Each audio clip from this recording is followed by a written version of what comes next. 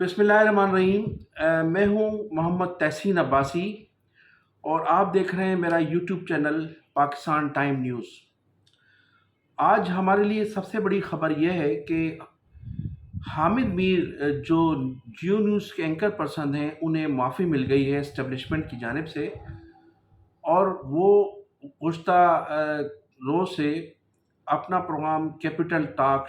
Jio News پر شروع کر چکے ہیں۔ حامد میر کو معافی دے دی گئی ہے۔ حامد میر پر چند ماہ قبل ان کے اپنے ادارے کی جانب سے ان کے پروگرام پر پابندی عائد کی گئی تھی، اور انہیں ان کے ادارے سے فارغ تو نہیں کیا گیا تھا، لیکن ان کے جو پروگرام تھا اس پر پابندی عائد کی گئی تھی۔ حامد میر نے چند ماہ قبل جب ایک اسلام آباد میں ایک صحافی پر چند غنڈوں نے حملہ کیا اور اس میں وہ زخمی ہو گئے تھے، تو وہ تمام الزامات ہماری مسلح افواج پر ڈالنے کی کوشش کی تھی، اور اسی دوران انہوں نے اس وقت کے D G I S I general Faiz Hamid پر بھی بعض غلط قسم کے الزامات عائد کیے تھے، جس کے بعد ان کی جیو اور جنگ کی انتظامیہ نے حامد میر کے آرٹیکلز پر بھی پابندی عائد کر دی تھی، اور ان کے جو پروگرام تھا کیپٹل ٹاک اس پر بھی پابندی عائد کر دی گئی تھی، اگرچہ انہیں ادارے سے تنخواہوں کا سلسلہ جاری تھا، تمام مراحت موجود تھی، لیکن ان کے پروگرام پر پابندی عائد کر دی تھی۔ لیکن گزشتہ روز یہ پابندی ہٹا لی گئی ہے اور ان کا پروگرام دوبارہ شروع کر دیا گیا ہے۔ حامد میر نے جو گزشتہ چند ماہ قبل جو افواج پاکستان اور ریاست کے خلاف ہرزہ سرائی کی تھی، وہ کوئی نئی بات نہیں تھی۔ اس سے قبل وہ کئی مرتبہ اس قسم کی حرکات کر چکے ہیں۔ بمبئی بم دھماکے ہوں، بمبئی میں بم دھماکہ ہوا تو انہوں نے اس کا دہشت گرد جو اجمل قصاب تھا وہ پاکستان میں تلاش کرنے کی کوشش کی، اور اپنی پوری ٹیم کے ہمراہ بعض علاقوں میں کو یہ ثابت کرنے کی کوشش کرتے رہے کہ یہ اجمل قصاب کا تعلق پاکستان سے ہے۔ اور جب یہ خبر دنیا بھر میں وائرل ہوئی تو اس سے پاکستان کی نہ صرف امیج کو دھچکا لگا، بلکہ پاکستان کو لوگ جو ہے وہ دہشت گرد ملک قرار جو ہے وہ دے رہے تھے۔ اس قسم کی بہت سی خبریں اور بہت سے جو ہیں وہ ایلیگیشنز ان کے ساتھ لگے ہوئے ہیں۔ انہوں نے گزشتہ چند سال قبل بنگلہ دیش میں حسینہ واجد سے بھی اس حسینہ واجد سے ایوارڈ لیا، جس حسینہ واجد نے پاکستان کی حمایت کرنے والے بنگلہ دیش کے جماعت اسلامی کے لوگوں کو پھانسیوں پر لٹکایا، اور انہوں نے جس قسم کے جو پاکستان کے خلاف سازشیں کی، اور جو ہندوستان سے مل کر آج تک وہاں بنگلہ دیش میں سازشیں ہو رہی ہیں، وہ سارا سلسلہ ان سے منسلک ہے۔ تو حامد میر کی جو وفاداریاں ہیں ہمارے ملک سے، وہ کسی سے ڈھکی چھپی نہیں ہیں، لیکن اس کے باوجود بھی اس کو تو معافی دے دی گئی، اور معافی کے بعد اس کے وہ تمام پروگرام جو ہیں وہ شروع ہو چکے ہیں۔ وہ اگرچہ انہوں نے اپنا کل جو گزشتہ روز کیپٹل ٹاک شروع کیا تو اس میں رسمی طور پر فوج کو ایک قومی ادارہ قرار دیتے ہوئے معذرت کی، اور کہا کہ افواج پاکستان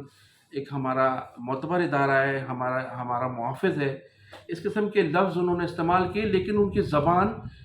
اس بات کی جو تھی وہ ساتھ نہیں دے رہی تھی۔ جب وہ فوج کے متعلق اپنے الفاظ استعمال کر رہے تھے تو ان کی زبان پوری طرح ان کا ساتھ نہیں دے رہی تھی، اور انہوں نے ان الفاظوں کو جلد از جلد ادا کیا، اور اس کے بعد وہ اپنا پروگرام شروع کرنے میں کامیاب ہو گئے۔ تو اب یہاں بات ہو رہی ہے معیار کی، تو جناب حامد میر صاحب کو بھی معافی مل گئی، اور ماضی میں نجم سیٹھی صاحب کو بھی معافی مل گئی تھی۔ اور نجم سیٹھی صاحب نے بھی بمبئی میں کھڑے ہو کر ایک تقریب سے خطاب کے دوران کہا تھا کہ پاکستان ایک ناکام اسٹیٹ ہے، اور اس کا جو ایٹمی پلانٹ ہے، ایٹمی پروگرام ہے، وہ پوری دنیا کے لیے رسک ہے، لہٰذا اس کا ایٹمی پلانٹ جو ہے رول بیک کرایا جائے، اور پاکستان جو ہے وہ ایک ناکام اسٹیٹ ہے۔ جب وہ پاکستان آئے تو انہیں گرفتار تو ضرور کیا گیا، لیکن چند دنوں کے بعد انہیں بھی ریلیز کر دیا گیا، اور پھر وہ پنجاب کے نگران وزیر اعلیٰ بھی بنے، بی سی سی پی کے چیئرمین بھی ایک طویل عرصہ تک رہے۔ نجم سیٹھی صاحب نے بلوچستان میں آزادی بلوچستان کی جو تحریک میں بھی حصہ لیا، وہ وہاں بھی ان کا کردار سب کے سامنے موجود ہے۔ تو یہ بڑے صوبے کے لوگ ہیں، ان کو تو اسٹیبلشمنٹ کی جانب سے معافی مل گئی، اگرچہ اسٹیٹ کے خلاف، ریاست کے خلاف یہ لوگ کام کرتے رہے، عملی طور پر پوری دنیا کو پتہ ہے، پورے پاکستان کو پتہ ہے، لیکن اگر معافی نہیں مل رہی ہے تو بانی متحدہ قومی موومنٹ الطاف حسین کو نہیں دی جا رہی ہے۔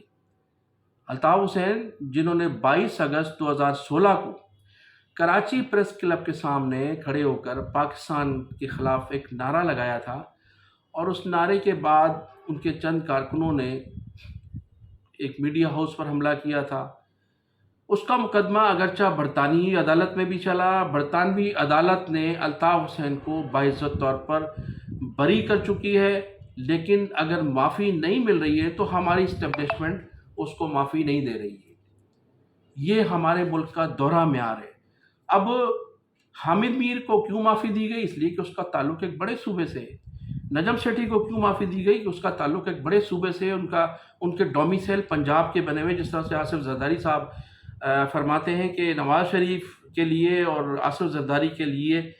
دوہرا معیار ہے۔ نواز شریف جو ہے وہ کا ڈومیسائل پنجاب کا ہے اور آصف زرداری کا ڈومیسائل سندھ کا ہے، تو ان کے ساتھ دوہرا معیار ہے۔ تو اسی طرح سے آصف علی زرداری، الطاف حسین کے لیے بھی معافی جو ہے وہ نہیں دی جا رہی، اگرچہ وہ 22 اگست 2016 کو انہوں نے جب پاکستان کے خلاف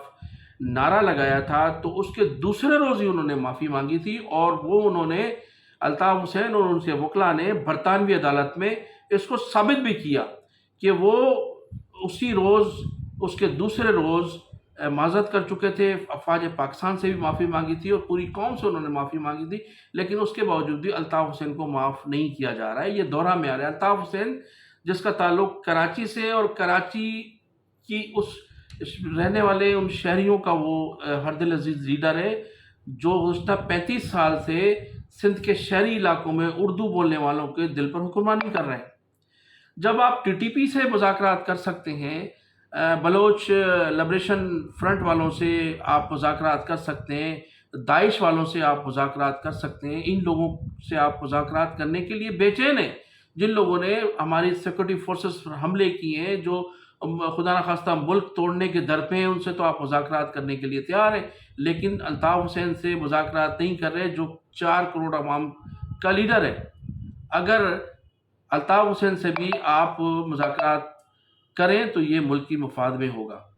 تو میں انہی الفاظ کے ساتھ آپ سے اجازت چاہوں گا کہ آپ میرے چینل کو سبسکرائب بھی کیجیے گا اور کمنٹ سیکشن میں جا کر اپنی قیمتی رائے کا اظہار کیجیے گا۔ پاکستان زندہ باد۔